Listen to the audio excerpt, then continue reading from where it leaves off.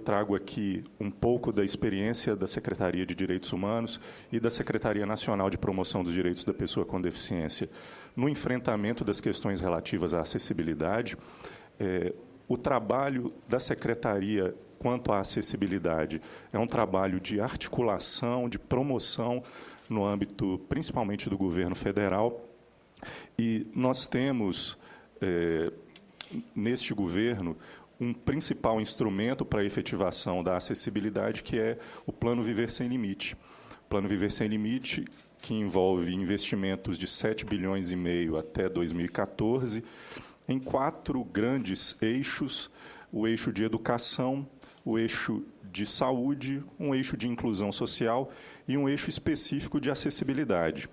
O objetivo de todo esse investimento é romper aquele ciclo de invisibilidade que afeta pessoas com deficiência, que pode ser explicado sinteticamente dessa forma. Há uma carência de infraestrutura e de serviços voltados às pessoas com deficiência. Essas pessoas acabam excluídas do convívio social por conta dessa carência de infraestrutura e de serviços, e essa exclusão social retroalimenta a carência de infraestrutura e serviços na medida em que essas pessoas não são vistas pela sociedade, portanto, a sociedade considera que há menos pessoas com deficiência do que elas de fato são.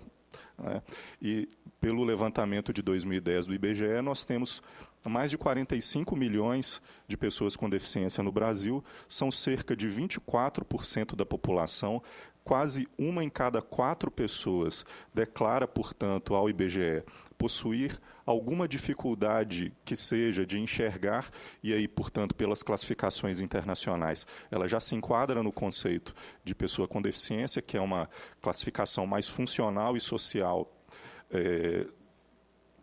que já foi incorporada, inclusive, pela Convenção da ONU sobre os Direitos da Pessoa com Deficiência. Então, não é um grupo minoritário, é uma grande, uma expressiva parcela da população que tem sido privada dos seus direitos por falta de oportunidades. Então, os investimentos em acessibilidade não são privilégios para pessoas com deficiência, não são, de forma alguma, um favor do Estado. Pelo contrário, são direitos das pessoas com deficiência, direitos que visam a equiparação de oportunidades em todas as áreas da vida. Então, com o objetivo de efetivar esses comandos da Convenção sobre os Direitos da Pessoa com Deficiência, que o governo federal instituiu o programa Viver Sem Limite. E eu vou falar aqui rapidamente sobre o eixo acessibilidade, onde nós temos 3 ações, todas elas que envolvem muito particularmente o Ministério das Cidades.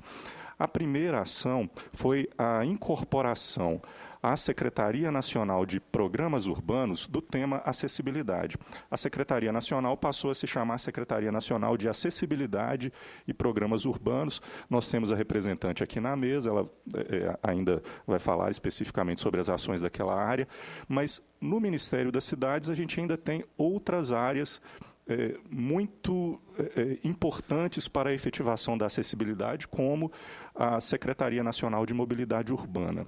Já existe uma Lei Nacional de Mobilidade Urbana, aprovada no início do ano passado, que prevê que a acessibilidade é uma diretriz de qualquer plano de mobilidade urbana que deve ser instituído por municípios, e a Secretaria Nacional de Mobilidade Urbana tem já incorporado a todos os seus normativos que regulam as normas financiadas pelo Ministério das Cidades nos municípios, regulam a necessidade da observância de todas as normas de acessibilidade.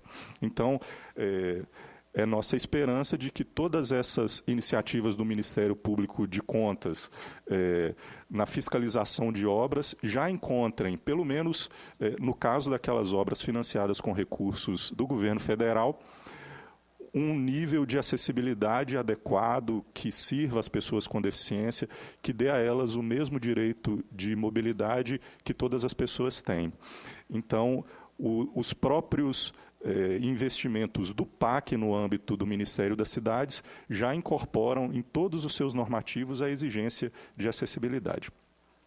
E uma terceira atividade, uma terceira ação também que envolve o Ministério das Cidades é a exigência de que toda casa do Minha Casa Minha Vida 2 seja construída, seja adaptável, ou seja, que não haja a necessidade de nenhuma mudança estrutural significativa para adaptá-la a pessoas com deficiência. Existe uma cota de um percentual de casas do Minha Casa Minha Vida que já são destinadas prioritariamente a pessoas com deficiência, mas, além dessas casas que já são casas acessíveis, toda casa precisa ter todos os cômodos com espaço suficiente, por exemplo, para o giro da cadeira de rodas. Os banheiros também precisam ter esse espaço. Isso já é uma preocupação do governo federal em prover de forma sustentável residências que sirvam às pessoas durante todo o curso da sua vida. A gente sabe que, com o envelhecimento da população, a taxa de pessoas, o percentual de pessoas da população que vai necessitar de utilizar cadeira de rodas tende a aumentar.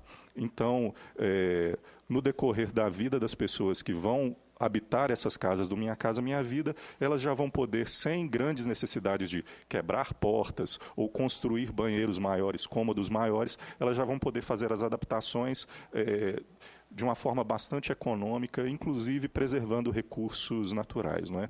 Então,